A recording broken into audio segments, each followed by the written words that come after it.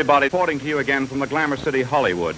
Design at its core is about creating positive changes for individuals that make them feel more connected, more alive, maybe simply delighted. And I mean, what better thing can people be doing, in my opinion? So design it's one of these things, it's a giant word to me, like life. It is also focused on goodness. Like, how do you create goodness? A lot of times I find that, especially living in today's world of overwrought consumerism and so much hype, that consumers are having difficulty finding, what is real and what isn't, whether it is a digital experience or a real experience. Can you trust things? And design at its core is about delivering goodness on many different levels, and ultimately satisfaction and fulfillment, because something that you thought might be able to help you with your condition actually delivers.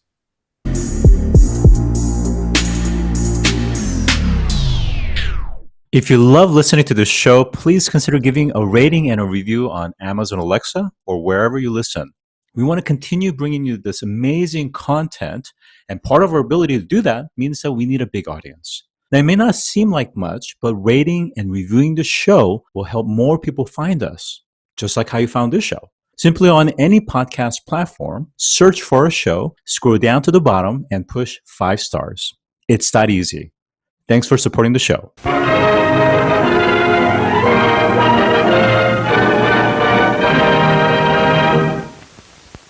Today, I'm joined by Dan Harden, founder and CEO of Whipsaw. Welcome to the show today. Thank you. It's great to be here, Scott. You've had a long career in design, working at places like Frog, Henry Dreyfuss, George Nelson, and now leading Whipsaw for the past 25 years.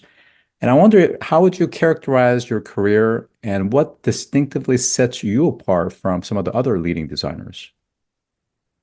Oh, well, great question. Let's start very broad like that. First of all, I'm an industrial designer, so what I try to do is make products and systems and experiences more joyful, more full of life, bringing forth an experience that allows people to feel more enabled in some way, maybe changing their life in a positive manner. So when you do this throughout a career like mine, you end up working with many different types of people in many different diverse industries. I have, prior to founding this firm, worked for a few amazing companies that changed my life, totally inspired me. But at the end of the day, the most important thing is to just really understand the psychology of the end user, really finding out what is it that makes people tick, and how can I, as a creative individual, bring thoughts, visions, or just a different way of thinking to the story that makes it more enjoyable for the end user. So, 25 years, it seems like longer than it was. It seemed like snap yesterday when I started this firm. But, oh gosh, let's see. We have touched so many lives with our creations. I mean, we have designed over 1,000 products that have made it to the market. We either invent the products or design them to be more functional, more beautiful, more giving in some ways, or maybe better at translating the vision of our clients, the corporations that we help, delivering their message to the end user. This is what we do, and whether it is delivering a product for market like for baby care to elderly care, from a tiny little wearable to a quantum computer, it's generally made of the same stuff. We manipulate factors and metrics for given effects. So we often use materials that plastics and metals and wood, etc., and we combine them in compositions for a given effect, usually to solve a particular problem or to change one's perspective about what a brand is all about. And so when you do that, and you realize that it's all kind of made of common elements, much like, we look out into the universe, we see that commonality.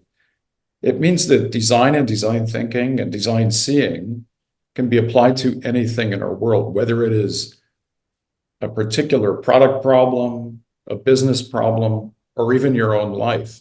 People are talking about designing their own lives. It's awesome. I love it.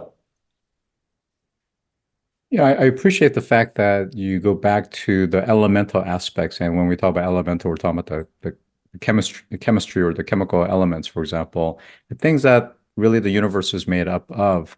And it's interesting that if you look at the history of humanity, industrial design, but broader design has very much been part of everything. If you look at ancient history, from the arts, from the sculptures, from the architecture, to even the clothing and the wares that we had adorn on ourselves in ancient times to even modern time, it's so important. And to your point, it's amazing how these combination or amalgamation of elements and materials has such a profound impact, emotional impact, and a usage impact for humanity. Now, of course, in your career, you've seen the early days of Apple with the Macs and the different evolutions. You've seen the internet, the .com. You've seen it from BlackBerries to iPhones. And then, of course, the proliferation of the app system. You mentioned wearables, at-home health and medtech devices, Sure. some of you. Now, I'm curious to know, how has your firm evolved over the years, given the fact that the technologies, the market trends, even the social norms and what's expected has changed so drastically? Drastic would be a good word for it first.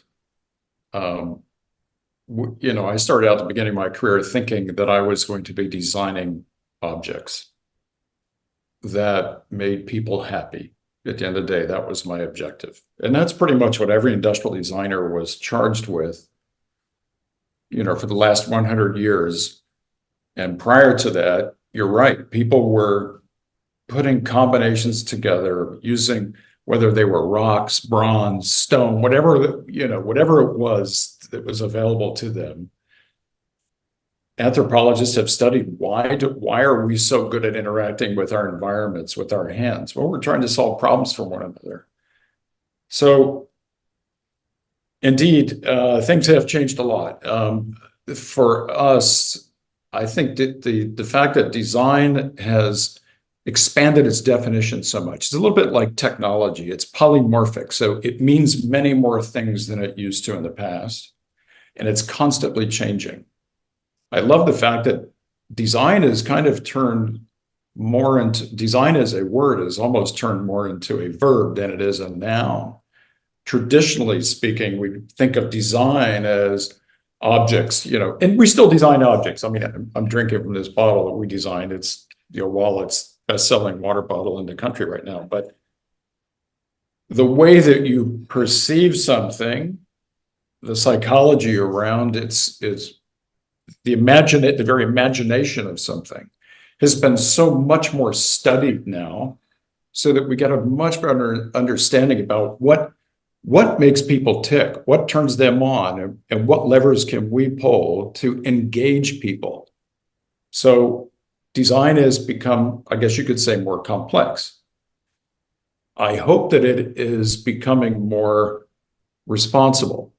Designers in the past didn't really have to think about, waste, perhaps the long-term harm that a product is doing, whether it is, the multiplicity, the numbers that are being produced, which ultimately a lot of stuff ends up in a dump. I remember when I had my office overlooked this. When I was at Frogdesign, I had a beautiful view of the Sunnyvale dump in the distance. And it was such a keen reminder that I better design things that are timeless and meaningful to the end user, because otherwise they're going to be in that dump. So designers have indeed, I think, become so much more aware of the issues around sustainability. So that's changed. To get back to your original question about how things have changed, it's as fun, or if not more so now than before, because we have so many more tools. The 3D printing. I mean, I was dreaming about sending a sketch like from here to there And then the next thing you know, like a fax machine came out. I remember I was in my 20s and that was magic. And we were thinking as designers, wouldn't it be awesome to be able to like do the same thing with three-dimensional things? And then here comes 3D printing.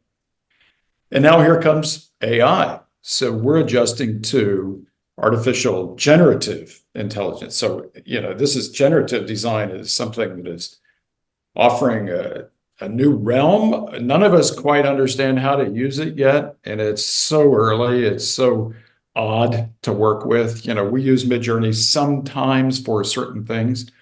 So that's changed. And I love, this is another big one. Businesses have adopted design and design thinking. They're actually respecting design. They're realizing that return on investment is important, of course, but return on creativity has such potential for a broader definition of what gain means. Gain is so much more beyond just profit for companies. Gain to a creative type is offering, instead of only income for your client or the corporation that's producing something, we provide outcomes for the end user. That's a different definition of what gain means. When you do that right, of course, it becomes circular. The gains, when you're offering more meaningful experiences and real benefit to the end user, of course, it feeds back into more profits. So it's about time that companies think this way. I'm seeing really positive change on that front. Design at its core is about creating positive changes for individuals that make them feel more connected, more alive, maybe simply delighted. And I mean, what better thing can people be doing, in my opinion? So design it's one of these things, it's a giant word to me, like life.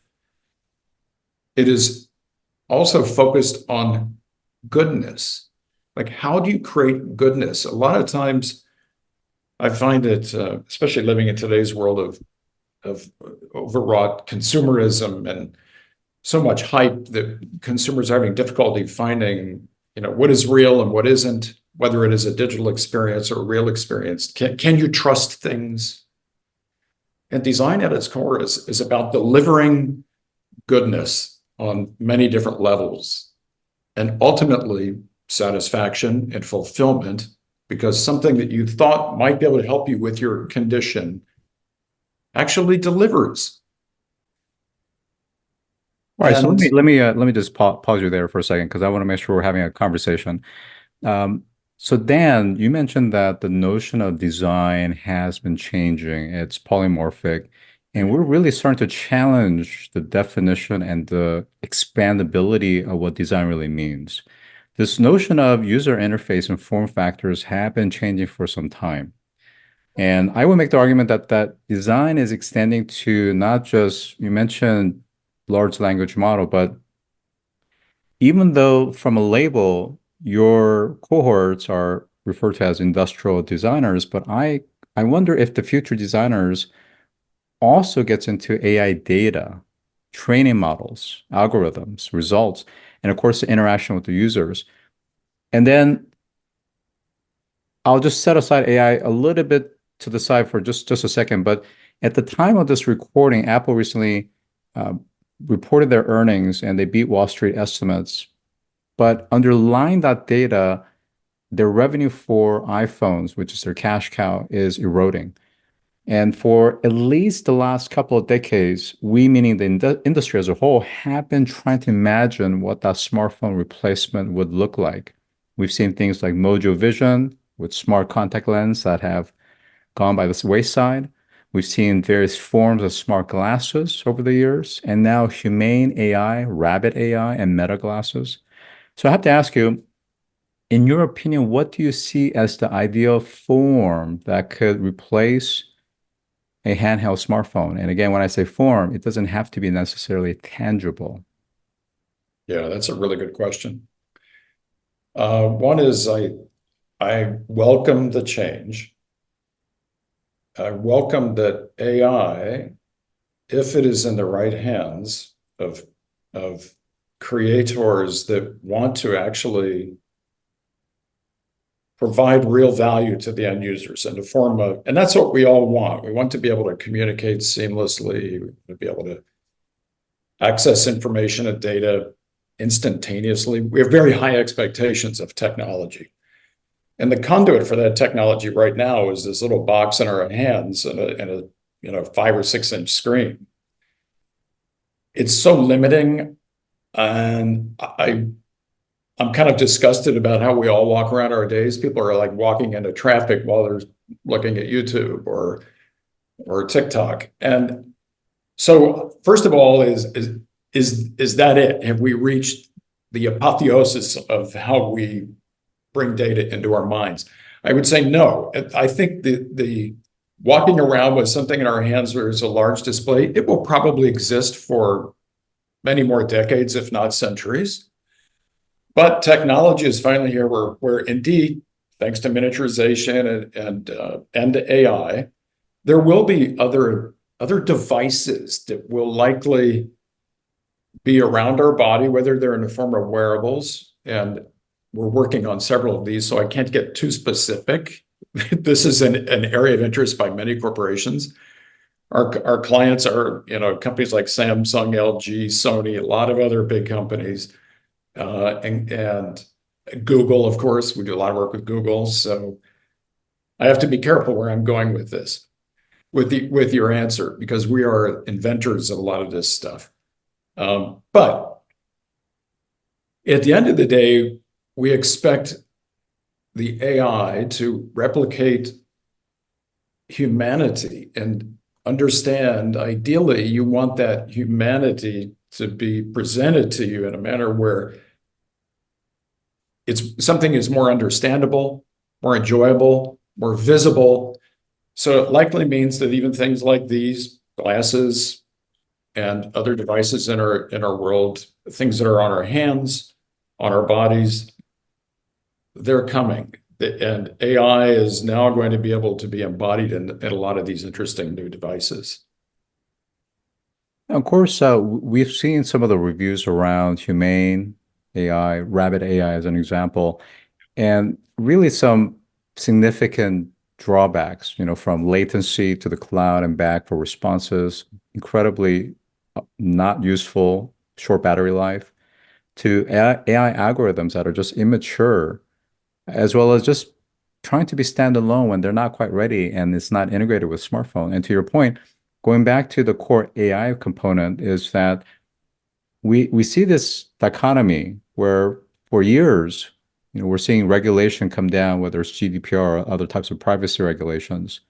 But yet at the same time, the same set of users, while we complain and assert and advocate for privacy and security, are also recognizing that for these AI systems to be any useful from a true design perspective, it needs to know everything about us.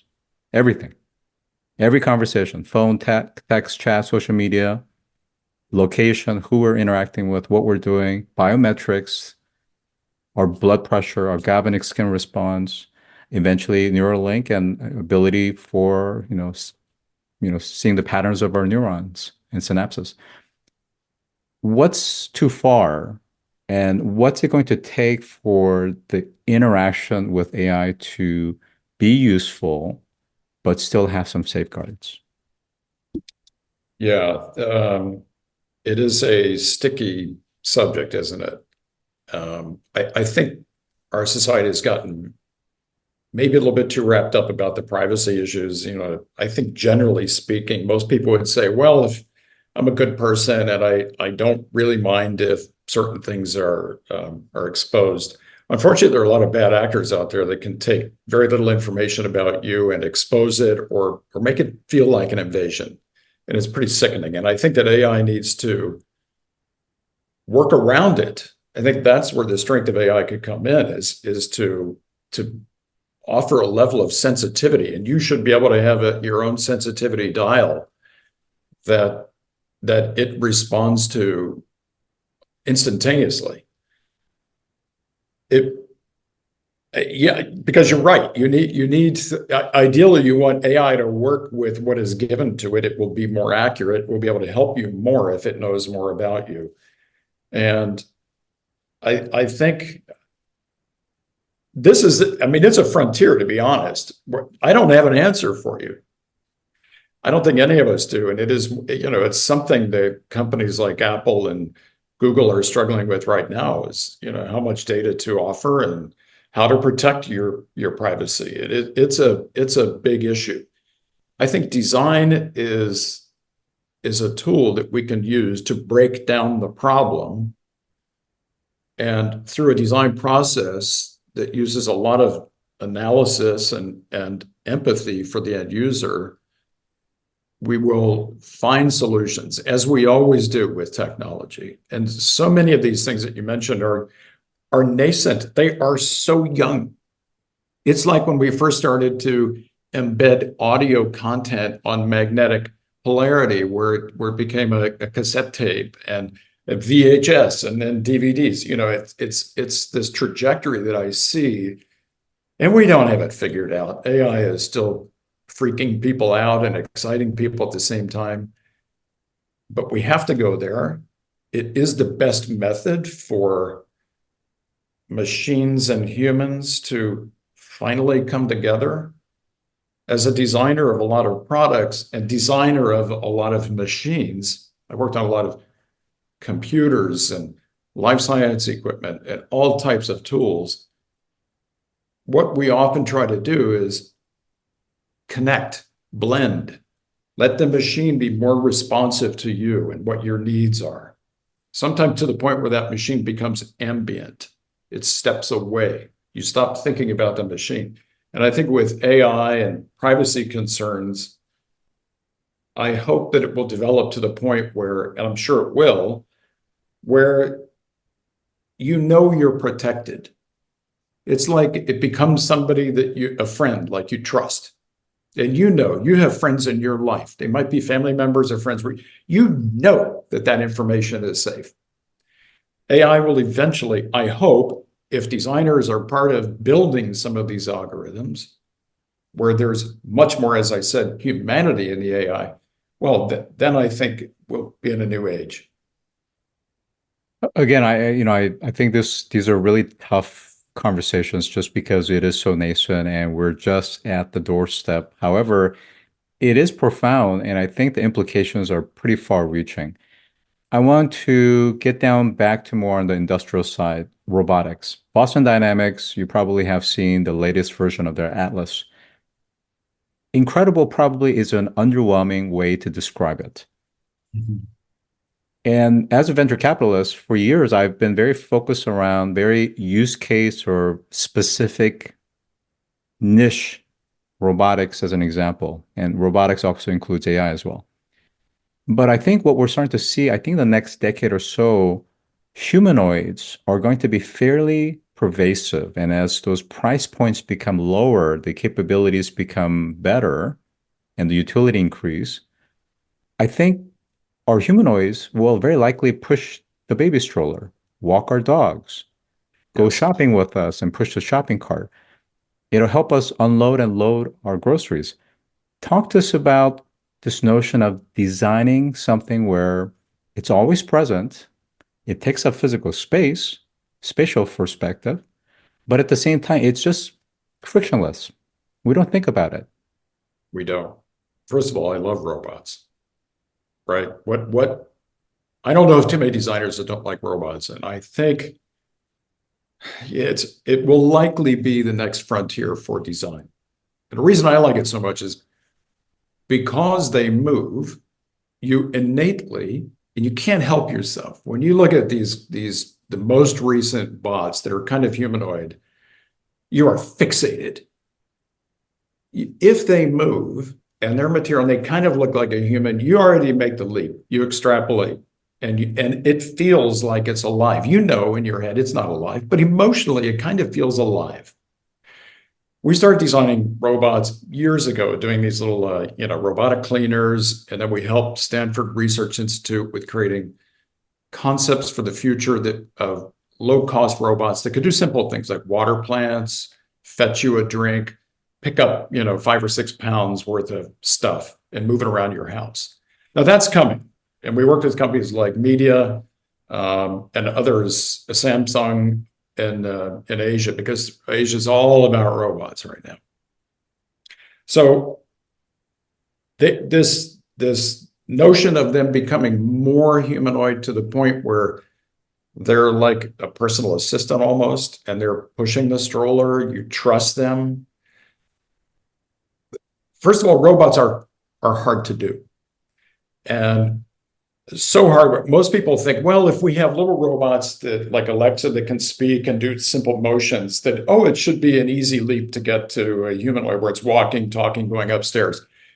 There's a lot of computational requirements on that. It's a heavy lift technically to get these to work and to be safe to the point where they're integrated into our lives. They're going to be here, but it's not in 5 or 10 years. I don't think. I mean, we work with this stuff. There's one of the Boston Scientific robots 10 feet from me right over here. We're working on one of those. So they are incredibly magical, and we try to give them a life state. We try to inject them. We kind of feel like Frankenstein sometimes, where we inject them with life force whenever we can. And we do this by giving them a quality or a nature that feels, oddly alive, but not. I mean, they call that the uncanny valley in robotics, but to us, we try to first design in the feature set that gives them, and we think about it like an appliance. But when you do that right, you give it the vision and the capability of understanding its environment, what's happening around it. You quickly find out that it starts to become like a little creature, which is the weirdest thing. We went about designing robots so objectively, like we need binocular vision. We need to be able to hear all around us. And sure enough, these things start looking like bizarre animals, as if they evolved from nature. And in a way, they are. Through humans, they're evolving. And that's the beautiful thing. It's kind of the humans helping with evolution. And if you believe that we're heading toward a singularity, well, then you know what? We are a form of evolution. Humans become the evolutionary mechanism as we are inventing and defining these strange things. We have the freedom to make them beautiful and sensitive and wonderful. We have this capability. That's why I'm so excited about the future of robotics. One quick question as a follow-up there, and then we're going to wrap up soon, is to that point that you just made, really, I think about Disney in terms of focusing not on the utility, but focusing on this notion of playfulness, this notion of storytelling. And it's not something that I think we think about from a robots. I mean, we've had animatronics, sure, but talk to us about how robots can have this playful, gaming-like, almost like a play partner that's safe and for kids and adults to play with. You nailed one of the most important ingredients to make a robot humanoid-like. We expect emotionality in our lives from people. Imagine someone with no emotion. You can't. It'd be like the most boring, banal person you'd ever meet. So we have these high expectations about things that we are communicating with or having a relationship with. And you have relationships with things around you. You have a relationship with a spoon for just a few seconds while you're eating. It's a form of a relationship. Likewise, you have relationships with things like robots that are doing things for you. You're going to talk to it. I mean, think about how emotional people get with their Alexas. They're screaming at them. You have a relationship with your car. You have a relationship with all these different things. So robots is the next level. And fun is one of the key components of relationships. And I think that I think it's probably going to be one of the easier things for robots to mimic as far as an emotion goes. Because when you're having fun, there is usually more physicality to it. There's more engagement in the emotions. You can get more exaggerated in all of your gestures. And these are easy things for robots to do. These are easy. Even things like that. Oh my God, yeah, that's fun. Easy. Whether or not you believe that there is authenticity behind the mind of that bot is another thing. But you can at least mimic it. You can mimic fun. And people fill in the gaps. It's paint by numbers. You can see the image forming. You can see the story forming, and you fill it in. That's why reading a book is sometimes better than the movie, because your mind fills in all these gaps. So that's why I think robots make great toys right now. And, especially in Asia, you can get a lot of these really fun little toys for kids that are just absolutely aghast. They really are. They're fun. And gamification's been important in design for a long time. With robots, I think it's even more important, as you mentioned.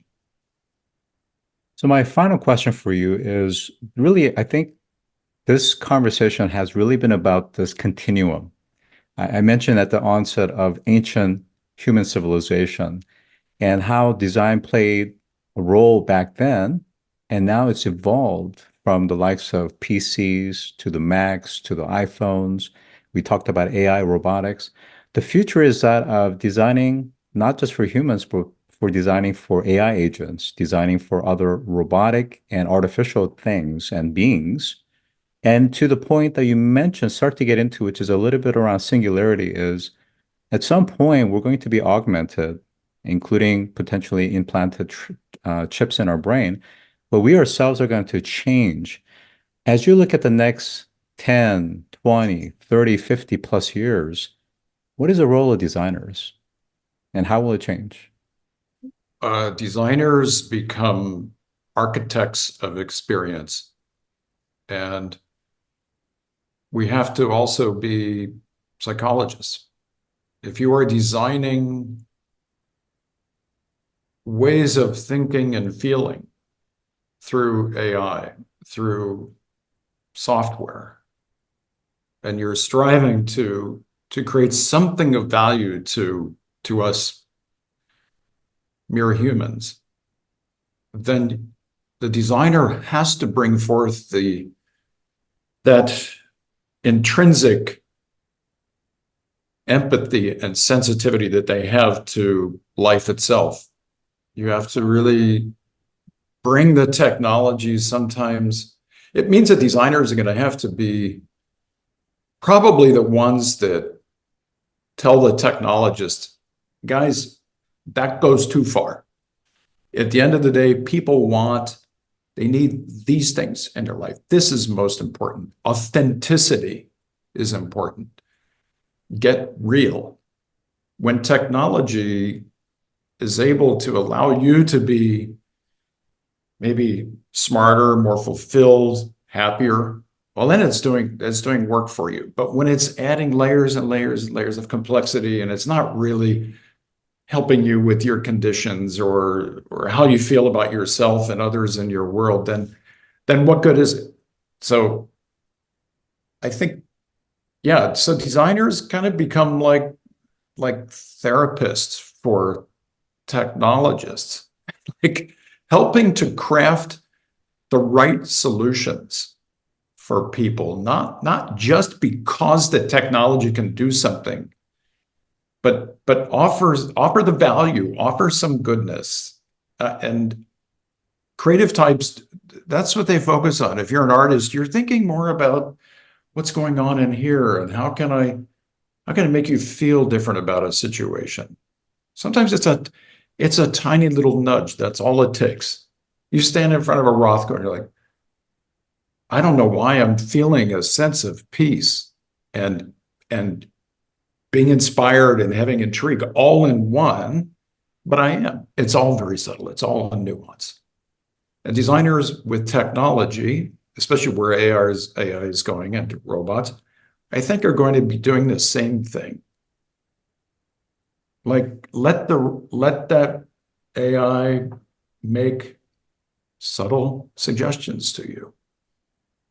Let it maybe whisper mentally and subconsciously to you something that makes you suddenly have a little epiphany about something, makes you feel enlightened that morning, makes you want to live longer.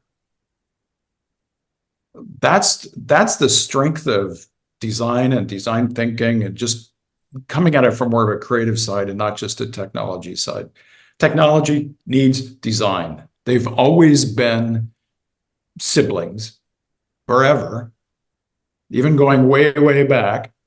When you need to if you have this vision about something, whether it's I need to be able to sit down and be comfortable, but I need some way of cutting the tree down and shaping it, so I need to make something else, man-made technology, and you solve your problem with the technology. We need to bring this wonderful ability of humans to use their imaginations to visualize something else that's better. I still believe in the goodness of mankind, womankind, that we want things more positive. And as long as we're focused on those essential needs of the human, then I think it prevents the technology from running amok and our whole world turning dystopic. So that's probably yeah. Well, you asked a big question, so I could go on for like an hour on that one. Well, I just want to say thank you for that hopeful note. And I think that is the piece: is technology without the human component is pointless. And with that, I have been joined by Dan Harden, CEO of Whipsaw. Thank you for joining.